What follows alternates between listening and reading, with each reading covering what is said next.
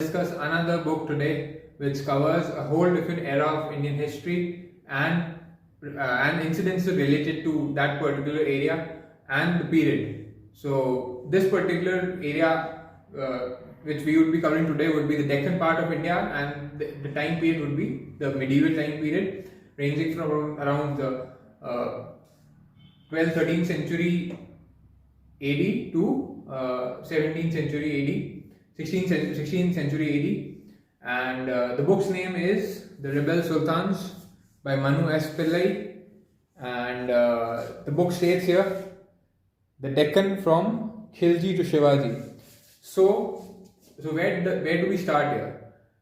Prior to the arrival of the Khiljis, the Delhi Sultanate in the south, in the Deccan part of India, there was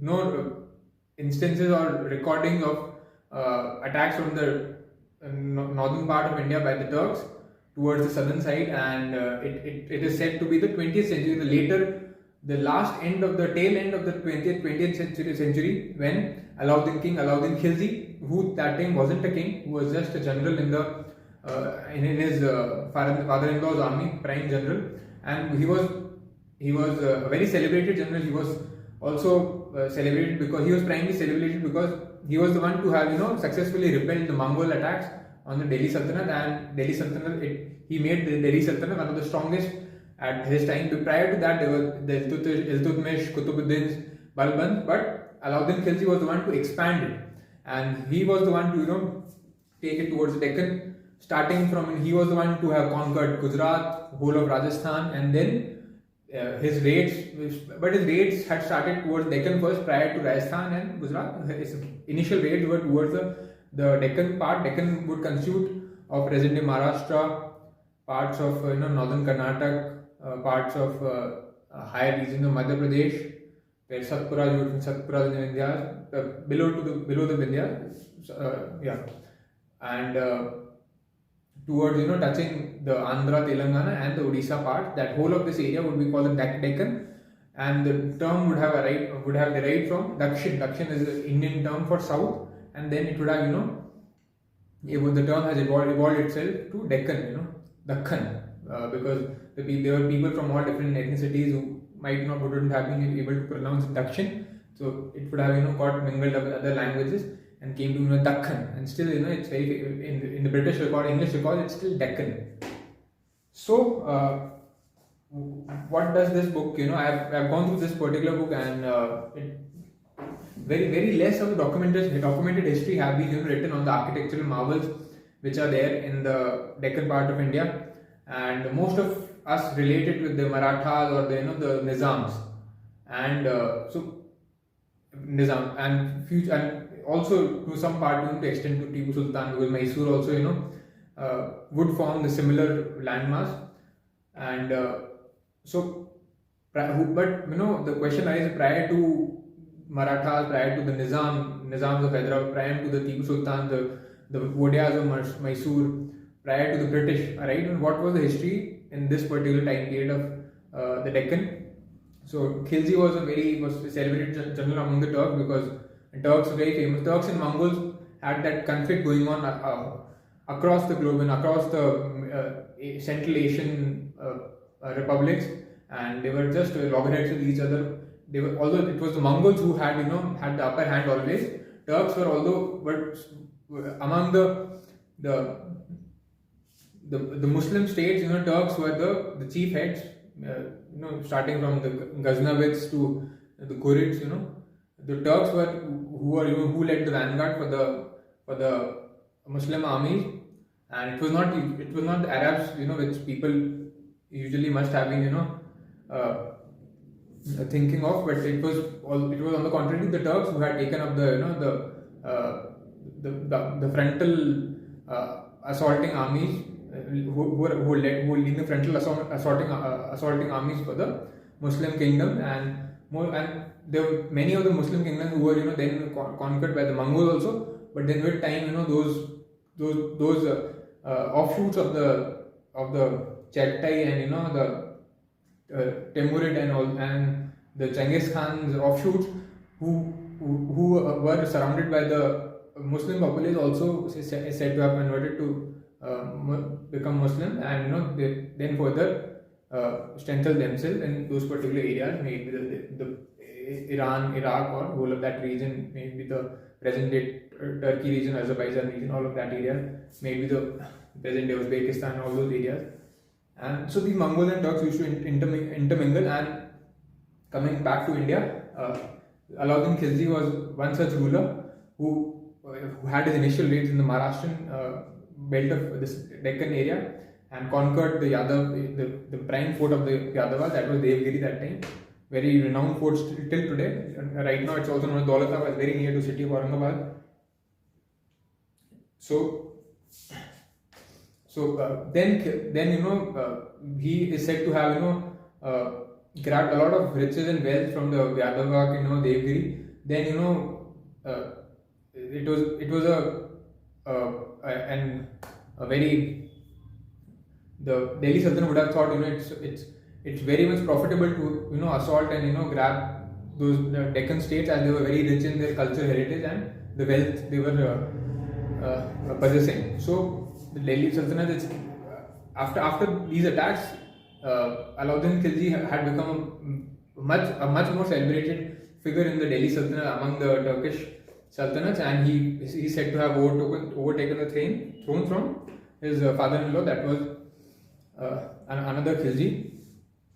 And then Alauddin Khilji is said to have sent emissaries. He is said to have sent his generals towards Gujarat, Rajasthan, Maharashtra, and Telangana. Pratapudra king of the Kakatiyas is said to be very famous, who led a very famous assault against the Turks. Although he was defeated, and the whole of the kingdom was demolished, and the Khiljis were able to establish their kingdom up till the extreme south of India, that is Madurai. Madurai was where the last Sultanate was there. And further down the lane, it's the Tughlaqs came into power, and the Tughlaqs is said to have during the time of Tughlaq, the power is said to have splintered between different subjects of the Turkish Sultanates, and they couldn't control it. They couldn't keep it in one piece, and it was splintered between different generals and different nobility and polity among the Turks.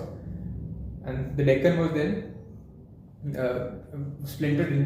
The Deccan region is said to have crowned to the Bahmani Sultanate, and the person who was the first to have crowned in the Bahmani Sultanate was Hasan Gangu. And simultaneously they had so extreme south also there again arose a new power, that was the Indic power, the Hindu power, and they have said to have totally changed said to have totally changed the demography. And again there was a huge push for the native inhabitant zeal and showcase of their devotion for their motherland. And Vijayanagara kingdom had come into power, and there were constant conflicts between Vijayanagara and Bahmanis. And which this book states, and whatever I am saying is according to this particular book, where the rebel Sultan Manu.S. Pillai, and constant conflicts were there. There were many different kings. Firoz Shah Bahman, there were many different kings in the Vijayanagara dynasty who were said to have clashed for the many different distinct regions in the Deccan part, because there were a lot of distinct ports which were very prized. There were many of the agricultural belts, many of the Doab regions, Raichur, Doab, many of the agricultural belts which were very famous for the economic and financial welfare of the kingdom. And again they were always at loggerheads, again fighting. And many and Bahmanis were very famous to have are said to have imported many different is said to have imported their armies, their soldiers, their because they had very good relations with the Middle East and Ottoman Empire and the Persian, of course. They had pledged allegiance to the Persian kingdom, that was the Shia kingdom that time. So Bahmanis are said to have accepted the Shia sect of Islam, and they were very there was a huge cosmopolitan ethnicity brewing in the Deccan part of India. Although they were Indians, of course, but the ruling class primarily had become the Turks, the Persianites, even the Africans had come as administrators, as warriors, as representatives, and there were many different jobs open for the Westerners. So there were two factions also in the Bahmani kingdom. There was the Indic faction and the Western faction, and those also had those also are said to have always been at clash, because the ethnicity and the power which was there to grab for, and many a time the Westerners were given more privilege, and the local the Indic nobility also was always fighting for that particular power. And then in future is said to have the Bahmani Sultanate is said to have splintered between 5 different sultanates: Qutub Shahis, Adil Shahis, the Imad Shahis and Barid Shahis, and there was this another Nizam Shahi. So Nizam Shahi was Ahmednagar, Adil Shahi was in Karnataka, that was Bijapur. Qutub Shahi was present in Hyderabad, that was near Golconda. Imad Shahis were said to be the Berar region, and the Bari Shahis were Imad Shahis were said to be of the Bidar region, and the Bari Shahis were said to be of the Berar head. And these kingdoms were at loggerheads, and then comes Krishna Dev Raya, a very powerful king of Vijayanagar, who just demolishes all these sultanates and subdues them, and very celebrated ruler in the south. And these five sultanates also, there are different kings who have been portrayed in this book, and described about, there were many famous kings from the Adil Shahi, the Bijapur Sultanate. That particular dynasty is said to have traced their lineage from Ottoman kings. One of the members of the Ottoman kings only was sent was sent away from that kingdom, so that he could escape the wrath of his brothers, and he was escaped as slave and was sent to India. Said to have become a great general then, and occupied good position in Bahmani kingdom. And Nizam Shahi was said to be one among the Deccani, the local inhabitant Muslim who was not a Westerner, who was said to have grabbed power in the Ahmednagar region. And then there were Qutub Shahi. Qutub Shahis again traced their ancestry to those black sheep and white sheep herders from somewhere around Arabia. So again a Westerner. And these Imad Shahis, Bari Shahis, I am still yet to recall what their ancestry would have been. One or two among them were from Indic origin only. And then there clashes for all. And then because of Krishna Dev Raya, one ruler who is said to have also defeated the Gajapatis from Odisha. Odisha also had a distinct kingdom, local kingdom, the Gajapatis of Odisha, again Hindu king. And this was all politics were always brewing somewhere around for power. So some king or other was always at assault against the other, because and there was a balance of power happening. No king was able to grab more than what the others would have desired, because that would have changed the dynamics of power, the rule and struggle. Even above that, there was Malwa Sultanate, again a Turkish Sultanate, and which again was at loggerheads with these Bahmani Sultanates and Bahmans and the other Sultanates. Plus below that also there was this what is that? I'm just not able to recall all of this area called Khan. Just below the Malwa belt, there was this another Sultanate, which was not a big Sultanate, but tiny Sultanate. But of course, because of balance and power among these Sultanates, all of these used to consolidate their regions. And then very interesting stories come sprout out from these particular kings. There's one famous king from the Adil Shahi Bijapur Sultanate who is termed as the king, as the son of Saraswati. He used to embrace a lot of the Indic religion thoughts, and is although being born as a Islamic heritage, he also embraced other religions around. And so there were a lot of interesting stories you would find in brewing in the palaces which these different sultanates came up building, the wars they fought, and of course Vijayanagar Empire, the might of Vijayanagar Empire also you would get to see in this particular book. And a lot of interesting stories up till the rise of King Shivaji. Shivaji totally took all of these different sultanates by surprise and established his own kingdom, which is said to have surpassed any other kingdom around these areas. And he was the one to have fought all of these powers, especially Adil Shahis, The Qutub Shahis had subdued there in their kingdom only. Shivaji took his armies all the way to Hyderabad and subdued them, and even went south up till Tamil Nadu and covering whole of the Bangalore area.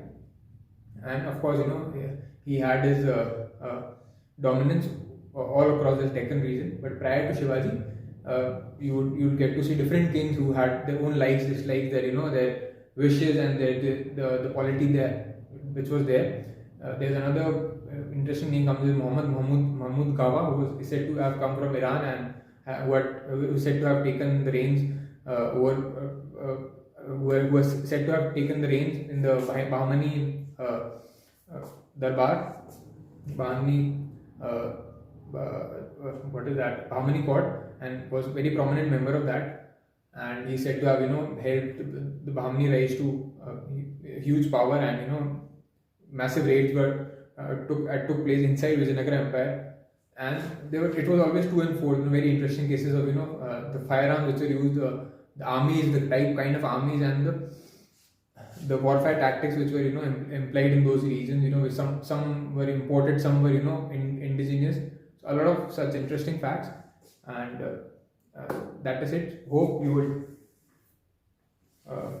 also have a glance toward this particular book. Thank you. Have a nice day.